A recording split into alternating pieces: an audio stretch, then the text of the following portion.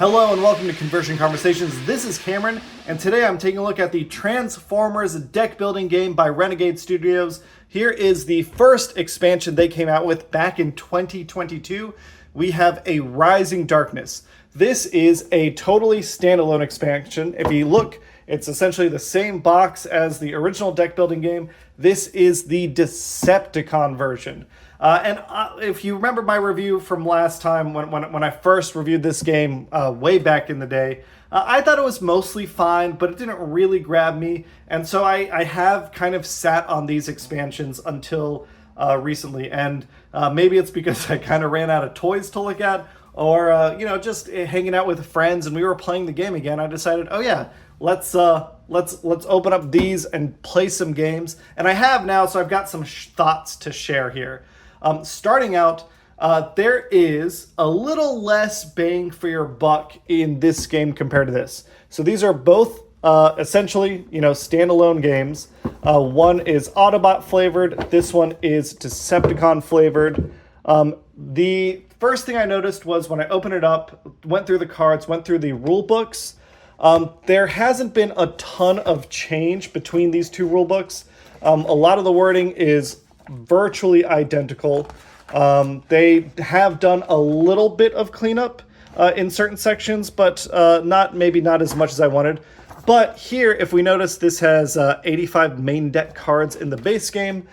This one only has 82, and I went through and I was trying to figure out where that is. This game contains no cooperative schemes. Those are specific cards that are used when you're playing the co-op mode of the game. I was surprised by that because it's something that they could have themed for Decepticons. I wasn't sure why they didn't do that. But then after playing a few games, I realized it's probably to clarify wording. They've taken a lot of those ideas and they've kind of broken them up into making a little more high-powered cards that you have against you in your adversaries and as you build your deck. So I ended up feeling like that wasn't missing, but it is still literally 3 cards less than the original, which is unfortunate. I do have, since I did the promo back in the short, I do have 7 Decepticons here. We've got Astro Train. You can play as Megatron. You can play as Starscream, Soundwave, Thundercracker, Scrapper, and Shrapnel, and they all have their alt mode sides. There is some interesting stuff here. I do feel like overall they did a good job capturing the characters as these playable characters. I really like Shrapnel's thing. The first time you convert into bot mode, on any player's turn, you gain an Energon. It's kind of representing, the Insecticons just being these voracious creatures that need Energon. And then he does get stronger if you pay an Energon for the more damage you have on him, which is really neat. He just gets kind of stronger and eats. I dig that. I had a lot of fun playing as Scrapper. I think his ability is really, really strong in the fact that it lets me swap cards in the Matrix. And I'm not going to go over the full rules. If you want to check out the full rules, you can go, watch. I made a 30-minute video on the deck building game. I'm trying to make this shorter than that, kind of just talking about the differences. But Scrapper might be one of my favorites to play as. Thundercracker felt a little vanilla, but it's fine. He just likes to fly around. That's, fine. Soundwave. Soundwave didn't really deploy, but if you do have existing mini cassette cards that you bought up, then they get stronger, which is neat. Starscream has a really cool ability. He lets you when you're moving around in the Matrix, and I'll explain what the Matrix is. It's the board that you create out of cards. Whereas normally you can buy allies and fight adversaries. So if you're Decepticon, you're buying Decepticons and fighting and fighting Autobots. In Starscream's case, because he's a little bastard, you can fight Decepticons, which we had a lot of fun with. That felt very thematic. Megatron is pretty cool. He just makes Decepticons stronger. And then Astro Train, I'll admit, I didn't he's the promo card. I don't love that he's 2 separate cards. I wish they had done this a little differently, but he's also fine. So you get, if you buy the base set, if you buy a Darkness Rising, a Rising Darkness, you get these 6 characters, and then Astro Train comes in the promo pack. Next, we have the cards you make your basic deck with. This is what you're going to start out with. You start out with 10 cards in your deck, and they're all kind of crappy, and the whole point of the game is you're building your deck up stronger, getting rid of the worst cards, and then getting better cards. These are essentially the same cards that are in the Autobot version of the deck. They just have different names. This one gives you a power. It doesn't cost anything. They call it Wrath instead of the other one called it something else. And it's got different art on it. In this case, they have certain abilities like confront abilities, things like that might be slightly different. This one, Hunt, is the exact same card. It gives you a movement. It lets you flip an adjacent card face up. As I think this was Roll Out in the Autobot one. That's like the exact same. Fix is basically the same thing as Repair. Reserves gives you Energon. If you don't have Energon, that's exactly the same. So these are essentially just reskins. This one just gives you 2 power with 1 range. Reskins of the Autobot cards. They're not that different. They're just made to be Decepticons because this is Decepticon themed. The next thing is the basic upgrades. Damage is not really an upgrade, but if you get 5 damage, your character dies, or in a co-op game, if anyone gets 5 damage, you lose, and it negatively affects you. You put it in your deck, and you have to resolve it before you do other stuff, unfortunately. Damage Short Circuit is like a worse version of damage, so this is one of the ways I feel like they swapped out to make the game a little harder. And I did feel overall that this game was a little more challenging than the Autobot version. Rise Up is, again, the same version exists in the Autobots. This one gives you Flight.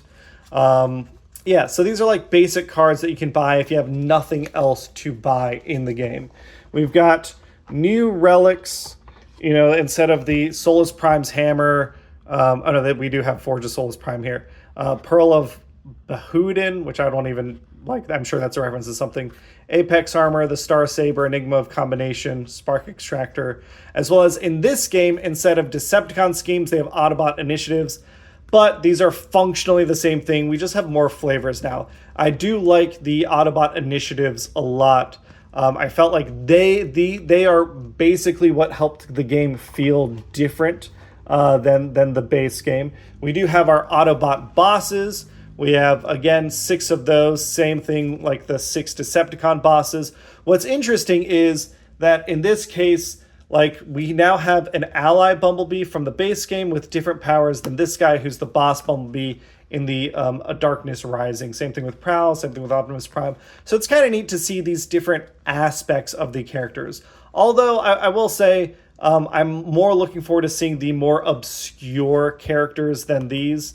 That's kind of what'll interest me more. These, it's Bumblebee, RC, Ironhide, Prowl, Optimus Prime, Omega Supreme. Omega Supreme feels like the deepest cut here, and he's not that deep a cut. But it's still kind of neat. They all are, reflections of the Decepticon bosses from the base game. And then we've got new ambushes. And these I like because these cards are agnostic. These can be, I can swap these in with the ambushes in that game, trade them out. I do like that a lot. So that is kind of the special cards. We do get the same tokens, same exact number of, these are, currency tokens. These are our power and range tokens, Energon, all that stuff. We have little reminder cards here. And then this is what we use to make the matrix. Here we've got these cards get shuffled up, and I tried to sort them as best as I could. But these cards get shuffled up, and then you build a matrix 4x3, 4x4, 5x5, depending on the number of players you have. And you've got allies that you can buy, right? They have a cost here, and they have some sort of effect when you play them. And these guys, when you buy them or gain them, they just come out into play. They're permanent buffs. You've got Autobots you need to beat. And this is really neat because some of these cards, we have a different version of them, again, in the other game. They are like Jazz here. There is a Jazz in the base game. And they do different things. So again, you can shuffle things together and have a lot of fun that way. Ultra Magnus, Ratchet, some pretty good art here. You've got a bunch of tech you can get. The allies and the tech, you shuffle them into your deck once you buy them, and then you try and draw them to get to do things. Maneuvers. The new maneuvers are pretty cool. They're mostly seeker-oriented, it feels, but they are pretty neat. Some Decepticon allies, like I said, you can buy allies, just like you can Autobots in the base game. Starscream can fight them, which I do really like. That's very funny to me. And then you've got some sites. So this shuffled together makes the matrix that you play on. Your character moves around, revealing cards, then choosing to activate its effect, do whatever they need to do. I'll say this, having played both this expansion and the base game, I do think I prefer this expansion. If someone was like, I wanted to play the Transformers deck building game, I think I'd recommend go pick up a Rising Darkness instead of the base game. Things are cleaner. The rules have been slightly improved in small ways. Especially things like the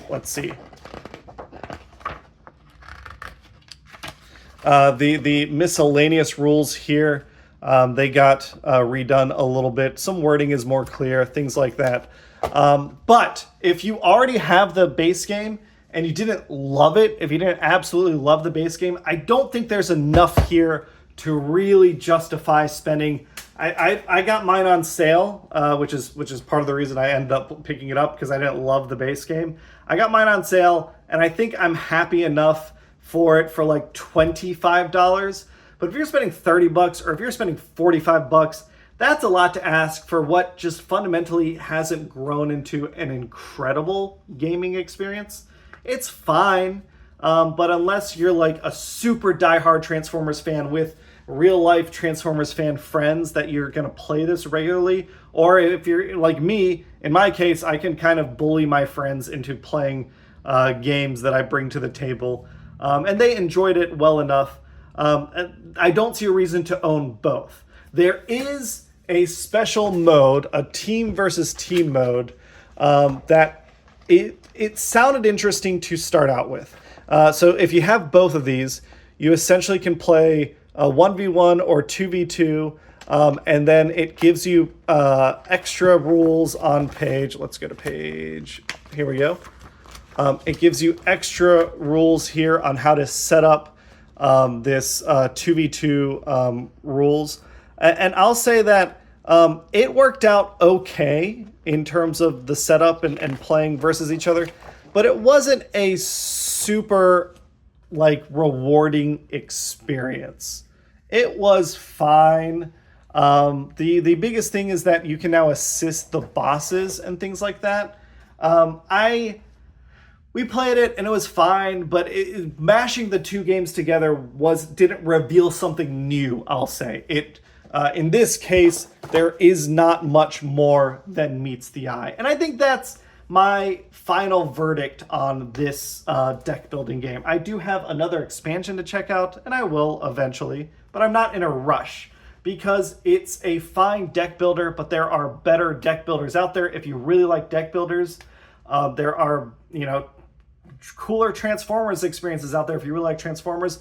Melding the two together, in this case, Renegade, I don't think pulled off something that's better than the sum of its parts. But that is it for today's review. I just wanted to talk about this game. I know I'm like 2 years late to this, but it's been on my mind recently because I've been playing it, and I'll catch you on the next one. Bye!